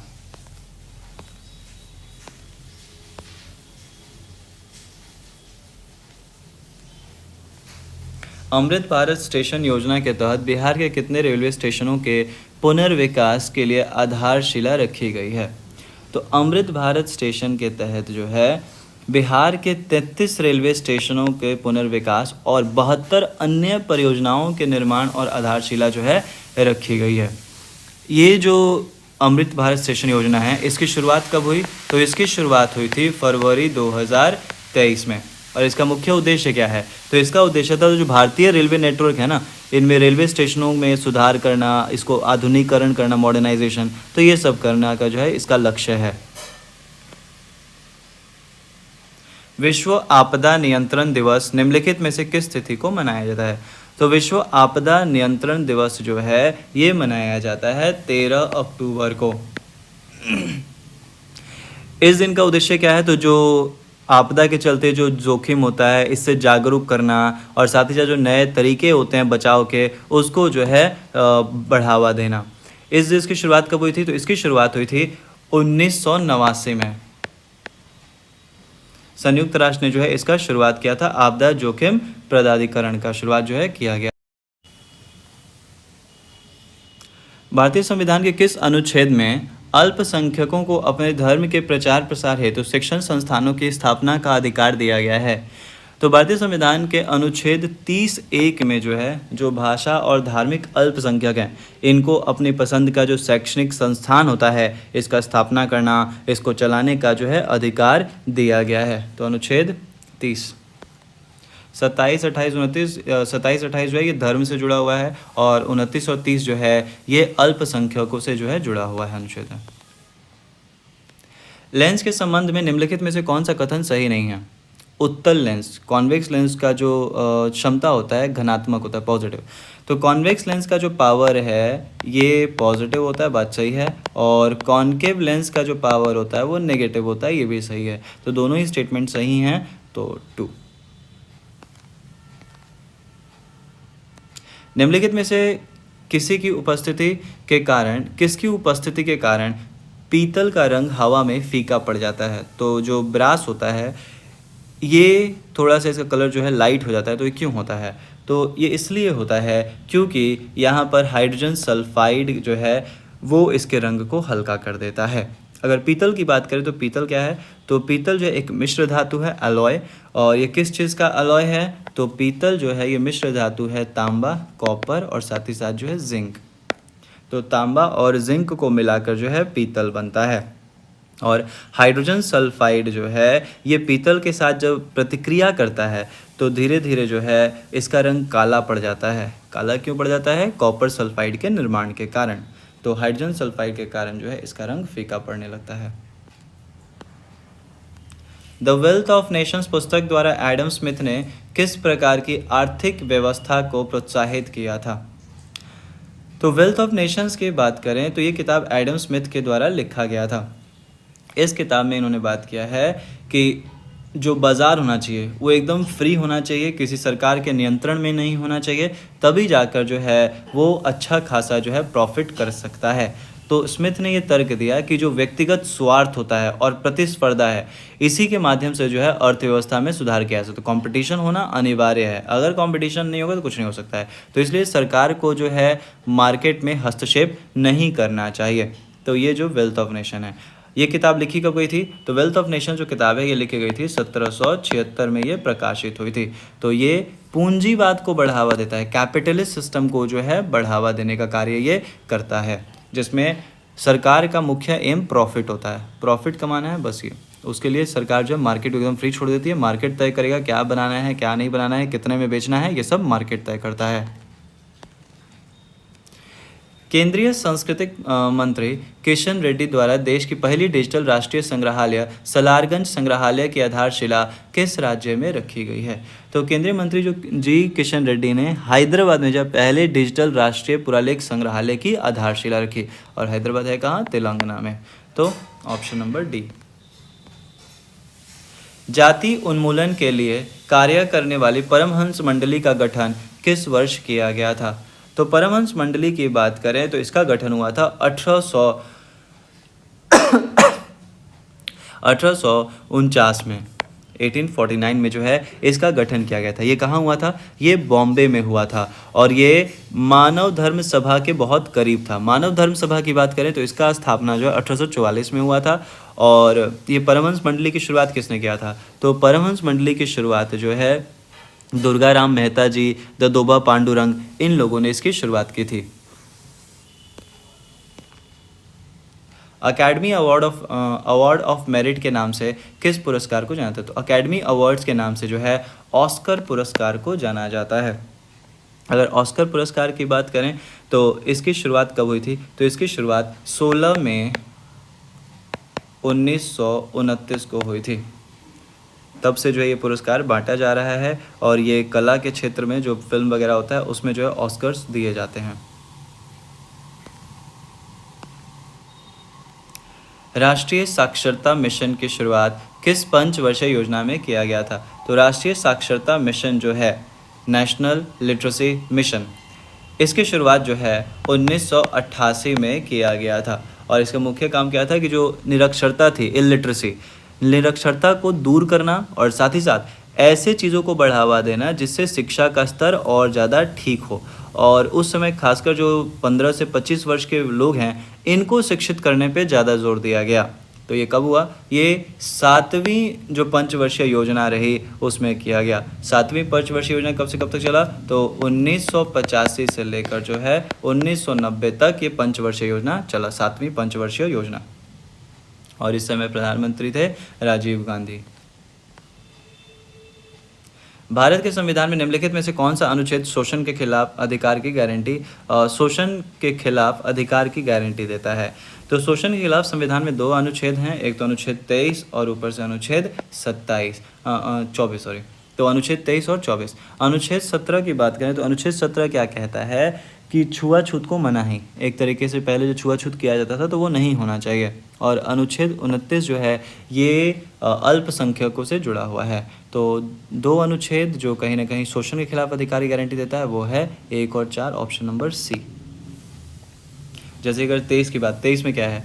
अनुच्छेद 23 में बोला गया है मानव तस्करी और जबरन किसी से कार्य करवाना, श्रम करवाना, ये कहीं ना कहीं जो है गैर कानूनी है। और अनुच्छेद 24 में बोला गया जो बच्चे होते हैं 14 साल के नीचे के, उनको ऐसे कारखानों या खदानों में घटाया नहीं जाएगा जहां पर उनके जीवन को खतरा हो सकता है। निम्नलिखित में से कौन से रिट एक अदालत द्वारा जारी की जाती है जब एक सार्वजनिक कार्यालय पर ऐसे व्यक्ति का कब्जा होता है जिसके पास ऐसा करने का अधिकार नहीं होता है?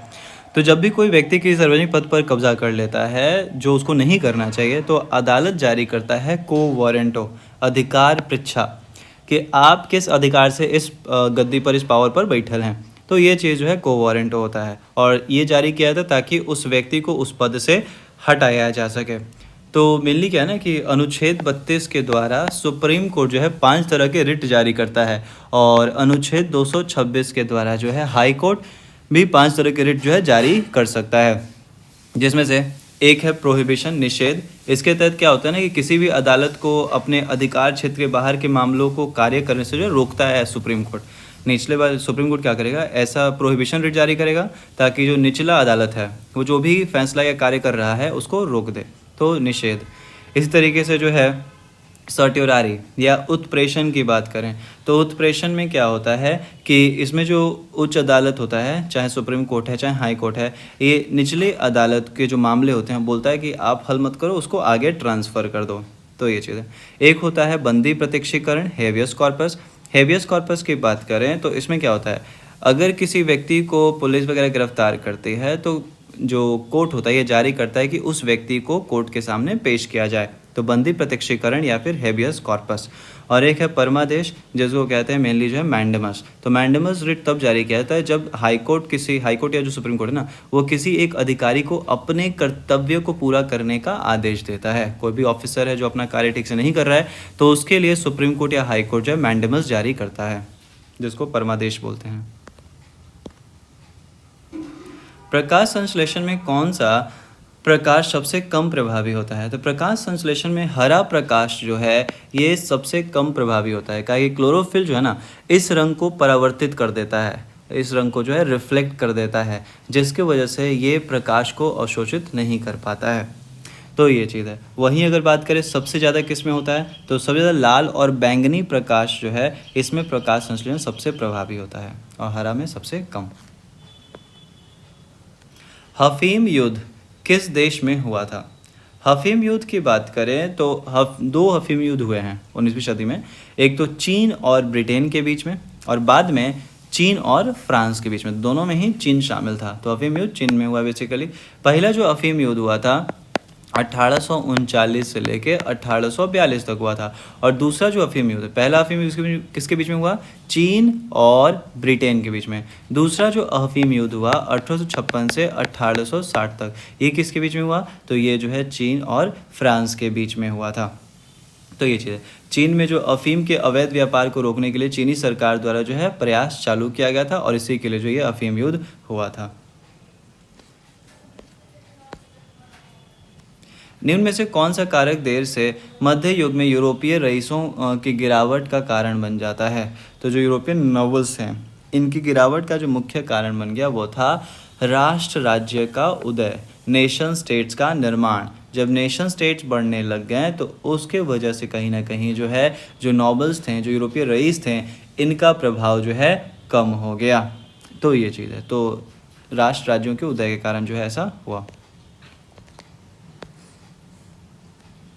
Whom the following got the Mahabharat translated into Persian and named it Razmnama? किसने महाभारत को फारसी में अनुवादित किया और इसे रज़्मनामा नाम दिया गया? तो अब्दुल कादिर बदायूनी। जो अब्दुल कादिर बदायूनी थे,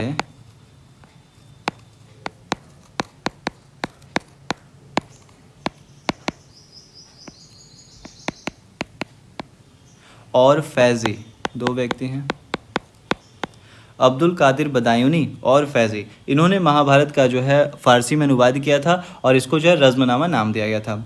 ये किसके कहने पे हुआ था? तो अकबर के कहने पे जो है ये कार्य किया गया था।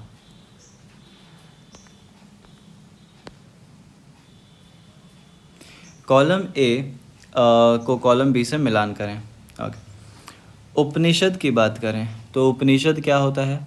तो इसमें सबसे पहली बात, दुनिया का सबसे पुराना ग्रंथ है ऋग्वेद, तो सी का तो 1 हो जाएगा। अथर्ववेद में जादुई मंत्र का जिक्र है, तो ये हो गया। उसके अलावा जो उपनिषद जो है ये रहस्यमय सिद्धांतों के बारे में जानकारी देता है, और सामवेद अनुष्ठान का रस है।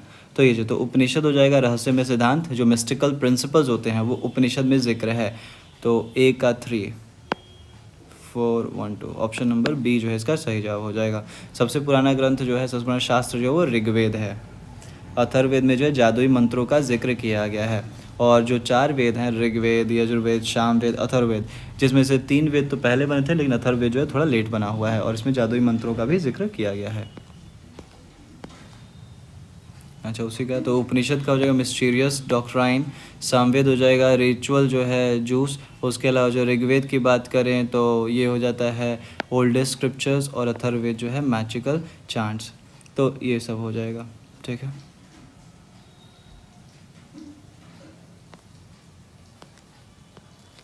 इसको रिचुअल मेलोडीज बोल सकते हैं, जूस नहीं, मेलोडीज। निशी जनजाति हाल ही में समाचार में देखी गई थी, किस राज्य में है? तो निशी जनजाति की बात करें तो ये अरुणाचल प्रदेश में रहने वाली एक प्रमुख जनजातियां हैं। ठीक है। तो निशी जनजाति ये अरुणाचल प्रदेश में सबसे बड़ा जातीय समूह है, और 2011 की जनगणना के अनुसार लगभग जो है ये लोग 3 लाख की आबादी है इनकी।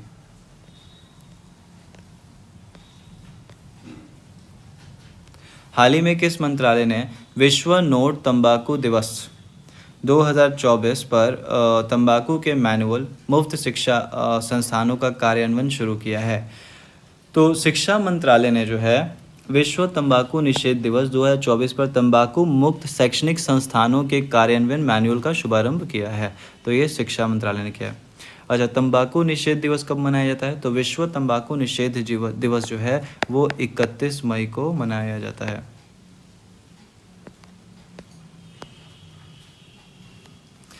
खलुबार युद्ध स्मारक संग्रहालय भारत के किस क्षेत्र में है? तो खलुबार युद्ध स्मारक जो है भारत के लद्दाख क्षेत्र में है। ये स्मारक में जो ना कारगिल युद्ध में जो शहीद हुए सैनिकों के याद में ये स्मारक जो है बनाया गया था, और ये आर्यन घाटी में ये खलुबार स्मारक है। भारत में किस वर्ष में केंद्र शासित प्रदेशों की शुरुआत की गई थी? तो 1856 में 1956 में भारत में जो है राज्य पुनर्गठन अधिनियम, स्टेट रीऑर्गेनाइजेशन एक्ट जो है लाया गया था। और इस एक्ट के बाद जो है जो भी पहले जो क्या था ना कि पहले पूरा जो हमारा क्षेत्र था उसको 4 भागों में, group A, group B, group C, group D में बटा हुआ था। फिर आगे जाके जो है कुछ को स्टेट बोल दिया गया और कुछ को जो है केंद्र शासित प्रदेश। तो ये कब हुआ? 1956 में हुआ। तो राज्य पुनर्गठन अधिनियम के तहत जो है इसमें कुछ समूहों को राज्य का दर्जा और कुछ क्षेत्रों को जो है केंद्र शासित प्रदेशों का दर्जा दिया गया। और शुरुआत में अंडमान निकोबार द्वीप समूह, लक्षद्वीप, दिल्ली, मणिपुर, त्रिपुरा, हिमाचल प्रदेश, इन सब को ही जो है केंद्र शासित प्रदेश के रूप में मान्यता दी गई थी। बाद में हालांकि बदलाव करके कुछ क्षेत्रों को जैसे कि मणिपुर, त्रिपुरा, हिमाचल प्रदेश, इसको राज्य बना दिया गया। निम्नलिखित में से कौन सा भारतीय संविधान की प्रस्तावना के संबंध में सही कथन नहीं है? प्रस्तावना कानून की अदालत में लागू करने के योग्य है। यह भारतीय राज्यों की प्रकृति को दर्शाता है। बिल्कुल, ये बताता है कि भारत के जो राज्य हैं, स्टेट्स हैं, उनका नेचर क्या है। ठीक है, ये संविधान के उद्देश्य को परिभाषित करता है, क्या उद्देश्य है। ये संविधान को अपनाने की तिथि को भी जारी करता है। ठीक है, पहला स्टेटमेंट गलत है। प्रस्तावना कानून की अदालत में लागू करने योग्य होता है, तो ये स्टेटमेंट जो है गलत है। It is not enforceable. किस समिति ने सिफारिश किया कि पंचायती राज संस्थानों में महिलाओं के लिए भी आरक्षण होना चाहिए? तो पंचायती संस्थानों में महिलाओं के लिए आरक्षण होना चाहिए, ये सिफारिश किया गया था गडगील समिति के द्वारा। इसी सिफारिश के साथ साथ विभिन्न समितियों के अन्य सिफारिशों के परिणाम स्वरूप जो है ना 73वें और 74वें संविधान संशोधन अधिनियम को लाया गया। कब? 1992 में। अगर हम समितियों की बात करें, जैसे कि बलवंत राय मेहता समिति 1957 में इसका गठन किया गया, अशोक मेहता समिति, GV के राव समिति, थंगौन समिति, तो ये सब समितियां जो हैं पंचायती राज संस्थानों से ही जुड़ी हुई हैं। और जिसमें सबसे पहले गडगिल समिति ने बात बोला कि महिलाओं के लिए भी आरक्षण होना चाहिए। हालांकि आगे जाके थंगौन समिति ने भी सेम बात रखी है कि महिलाओं के लिए भी आरक्षण होना चाहिए। निम्नलिखित में से कौन सा मिश्र धातु तांबे और जस्ते से बना हुआ है? कॉपर और जिंक से। तो तांबे और जस्ता से बना हुआ जो मिश्र धातु है यह है डच धातु। डच धातु की बात करें तो इसे डच सोना या संरचना सोना भी कहा जाता है, और इसे मुख्य रूप से जो है 85% तांबा होता है और साथ ही साथ जो है 15% जस्त यानी जिंक होता है। तो कॉपर और जिंक जो है इसमें शामिल होते हैं और इसको डच धातु या फिर डच सोना भी कहते हैं। हाल ही में किस मध्य अफ्रीकी देश ने अपने समृद्ध जैव विविधता का लाभ उठाने के लिए नगोया प्रोटोकॉल को अपनाया है? तो हाल ही में जो है कैमरून ने जो है नगोया प्रोटोकॉल को अपनाया है ताकि जो उसके पास जो जैव विविधता है इसका वो फ़ायदा उठा सके।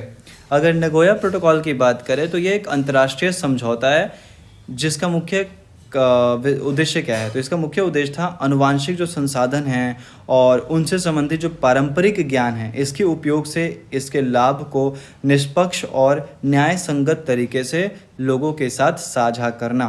तो ये कहीं ना कहीं जो है जैव विविधता, जो हमारे आसपास जो विभिन्न तरह के जीव जंतु होते हैं उनसे मिलने वाले फ़ायदों के बारे में बताता है और उनके सुरक्षा, संरक्षण और साथ ही साथ सतत विकास के बारे में जो है ये जानकारी देता है। ये नगोया प्रोटोकॉल हुआ कब था? तो नगोया प्रोटोकॉल की बात करें तो 2010 में जो है ये हस्ताक्षर हुआ था नगोया प्रोटोकॉल, हालांकि लागू 2014 से हुआ। Where is the headquarter of the organisation for economic cooperation and development located? आर्थिक सहयोग और विकास संगठन का मुख्यालय ये होता है OECD। तो OECD का मुख्यालय कहाँ है? तो ये है पेरिस, फ्रांस में। ये एक अंतर सरकारी संगठन है जिसमें 38 देशें जो हैं शामिल हैं और इसका गठन कब हुआ था? 1961 में इसका गठन हुआ था। भारत की राष्ट्रपति द्रौपदी मुर्मू ने सर्वोच्च न्यायालय के कितने वर्ष पूरे होने के उपलक्ष्य में सुप्रीम कोर्ट के नए ध्वज और प्रत्येक चिन्ह का अनावरण किया है? तो राष्ट्रपति द्रौपदी मुर्मू ने जो है उच्चतम न्यायालय के 75 वर्ष पूरे होने के अवसर पर जो है नया ध्वज और साथ ही साथ जो है जो प्रतीक चिन्ह होता है, प्रत्येक चिन्ह का जो है अनावरण किया हुआ है। तो ये चीज़ है। सर्वोच्च न्यायालय की बात करें तो 28 जनवरी 1950 को जो है अपने अस्तित्व में आया था ये। भारत में कृषि भूमि पर अत्यधिक दबाव के लिए निम्नलिखित में से कौन से कारणों को जिम्मेदार नहीं ठहराया जा सकता है? विरासत का अधिकार, तो बिल्कुल जैसे ज़मीन बढ़ता है ना तो उसके चलते उस पर और जोर, जैसे कि मान लो एक व्यक्ति है, उसके 2 बेटे, तो आगे ज़मीन 2 में बटेगी, 2 के और बच्चे होंगे तो मान लो उसमें और ज़्यादा बटेगा, तो बढ़ते चला जाता है, तो इससे कहीं ना कहीं ज़मीन पर दबाव पड़ता है। अलाभकारी भूमि जोत का आकार, तो बिल्कुल कितना बड़ा ज़मीन है, कितना छोटा ज़मीन है, इस पर भी असर पड़ता है। भूमि का विभाजन, बहुफसल, देखो बहुफसल मल्टीपल क्रॉपिंग क्या होता है, तो बहुफसल की बात करें तो एक ज़मीन पर क्या किया गया, मान लो इसको 2 या 4 भागों में बांट दिया गया, इधर कुछ लगाया जा रहा है, इधर कुछ लगाया जा रहा है, तो इससे कहीं ना कहीं प्रोडक्शन बढ़ने में जो है सहयोग मिलता है, उत्पादन में जो है बढ़ोतरी देखने को मिलती है। तो बहुफसल से भूमि कृषि पर जो है दबाव नहीं पड़ेगा। गोरुमारा राष्ट्रीय उद्यान किस राज्य में स्थित है? तो गोरुमारा राष्ट्रीय उद्यान जो है ये पश्चिम बंगाल में स्थित है।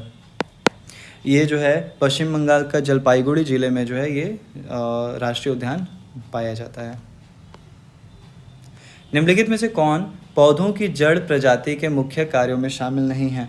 पौधे के हिस्से को भोजन, तो जो जड़ होता है ये भोजन वगैरह से लेना देना से कुछ नहीं है, तो पहला ही काम जड़ का नहीं है।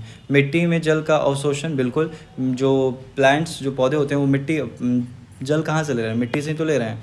खनिज कहाँ से ले रहे हैं? मिट्टी से ले रहे हैं। उसके अलावा जो है इनको जो एंकरेज, शक्ति प्रदान किया जाता है, जो है मेनली इनको मजबूती प्रोवाइड किया जा रहा है, तो ये सब लंगर बोलते हैं उसको, तो उचित लंगर, एंकरेज देना, ये रूट्स का काम होता है। लेकिन भोजन की आपूर्ति जो है वो पत्तों के द्वारा होती है। पत्ता जो है वो प्रकाश संश्लेषण करके भोजन बनाता है और फिर उसको पूरी जगह बांट देता है। भारत में आयकर निम्न में से किसका उदाहरण है? भारत में अगर आयकर की बात करें तो ये प्रगतिशील और प्रत्यक्ष कर का उदाहरण है। कर 2 तरीके होता है, एक प्रत्यक्ष, एक अप्रत्यक्ष। प्रत्यक्ष कर का मतलब क्या हो गया, जो आपको पता है कि हाँ इस चीज़ के लिए आप टैक्स पे कर रहे हो, और एक होता है जैसे कि अप्रत्यक्ष, कोई सामान खरीदने का, बिस्किट, अब वहाँ मान लो 5 रुपये आपको दे रहे हो, तो आपको ये थोड़ी पता है कि आप 5 रुपये के अंदर टैक्स इंक्लूडेड होता है, तो वो इनडायरेक्ट हो गया। डायरेक्टली आपसे टैक्स नहीं लिया जा रहा बल्कि इनडायरेक्टली वहाँ पे लिया जा रहा है, तो वो अप्रत्यक्ष हो जाता है। तो आयकर जो है, इनकम टैक्स, ये कैसा है, तो इनकम टैक्स जो होता है ये प्रत्यक्ष कर होता है, डायरेक्ट टैक्स है, और साथ ही साथ जो है प्रगतिशील, मतलब जैसे जैसे लोगों का आय बढ़ता है वैसे वैसे जो है टैक्स की मात्रा भी बढ़ते चली जाती है। तो इस तरीके से ये जो है प्रगतिशील कर है और साथ ही साथ जो है प्रत्यक्ष कर भी है। ए की कार्य क्षमता बी की कार्य क्षमता के 3 गुनी है। तो अगर कार्य क्षमता की बात करें तो एक तरफ है ए, एक तरफ है बी। अगर ए एक काम को 1 दिन में करता है तो बी उसी काम को अगर 1 दिन में बी जो है ना एक काम करता है तो बी 1 दिन में 3 कार्य कर लेगा। 3 गुना है वो, ठीक है। ए की कार्य क्षमता बी के 3 गुनी है। तो अगर बी 1 दिन में 1 कार्य कर रहा है तो ए 1 दिन में 3 कार्य कर लेगा। किसी कार्य को करने में 20 से 60 दिन कम समय लेता है। तो अगर बी को लगता है x दिन तो ए को कितना लगेगा, x को लगेगा x माइनस 60 दिन, ठीक है। तो ये हो गया एफिशिएंसी, क्षमता, और ये हो गया समय। तो क्षमता और समय को जब गुणा कर देंगे तो हमको मिल जाता है कार्य।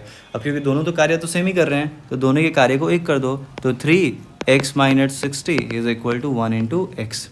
तो इसको करेंगे तो कितना हो जाएगा, 3x minus 76 180 is equal to x. X को इधर ले जाओ, 180 को उधर ले जाओ, तो 3x minus x is equal to 180, तो 2x हो जाएगा 180, तो x आ गया 90। मतलब b को लगता है 90 दिन तो a को लगेगा 90 में से 60 30 दिन। तो b 90 दिन में काम कर सकता है और a जो है वो 30 दिनों में कार्य कर सकता है। तो अगर निकालना है दोनों मिलकर कितने समय पूरा करेंगे, तो ए को लग रहा है 30 दिन, बी को लग रहा है 90 दिन, एलसीएम ले लो 90 हो जाएगा। ये जो है 3 और ये जो है 1 कार्य, एफिशिएंसी आ गई, ये चीज़ है। अब दोनों मिलेंगे तो टोटल कार्य 90 करना है बटे 3 और 1 दिन में ये कितना कार्य कर रहे हैं, 1 दिन में ये 4 कार्य कर रहे हैं। तो काटेंगे तो 2 से गया तो 2 से 45, 2 से गया तो 2 45 बट्टे 2 दिन जो है दोनों मिलकर कार्य कर लेंगे। तो ऑप्शन नंबर सी जो है ये सही जवाब हो जाएगा।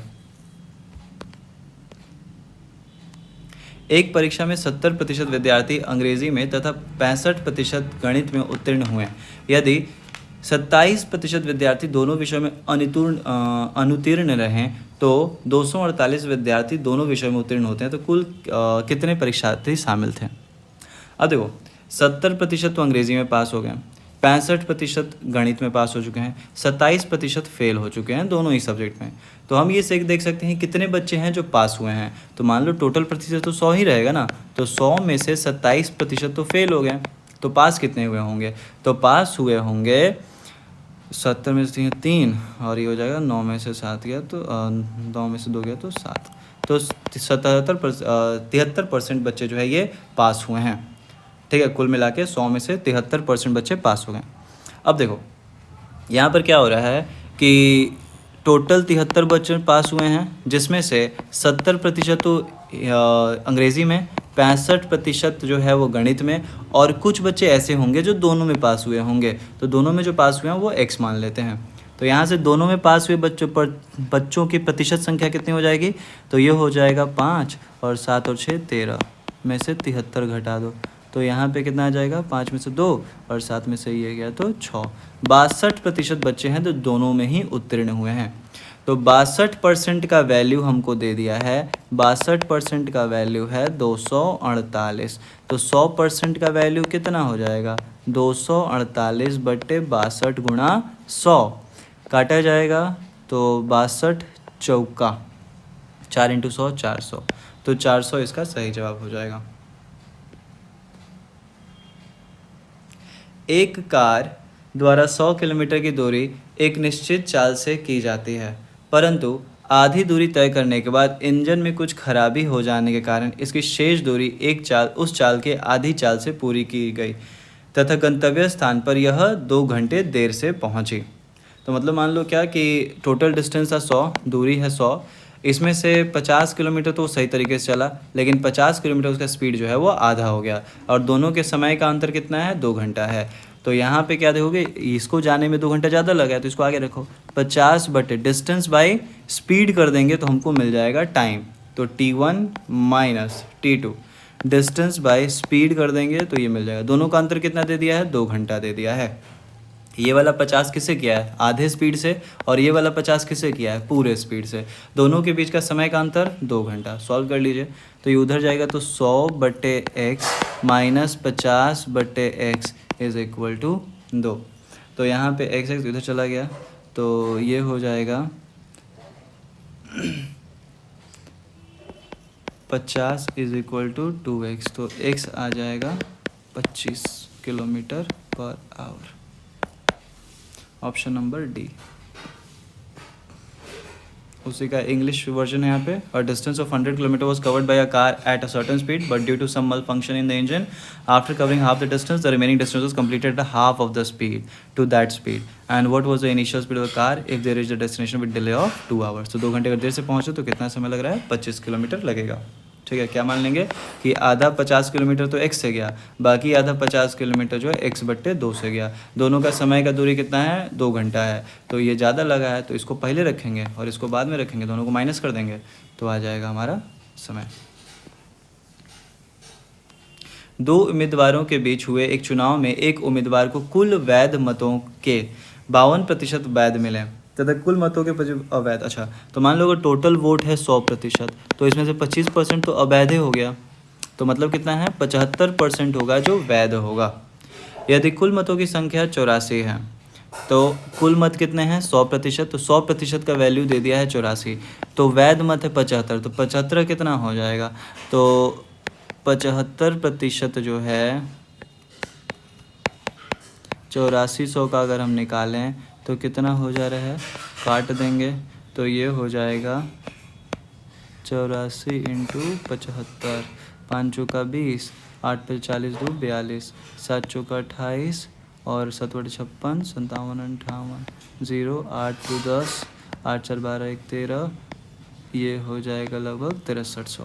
तो 6300 जो है कुल वैलिड वोट हैं, बाकी सब जो है इनवैलिड वोट हैं।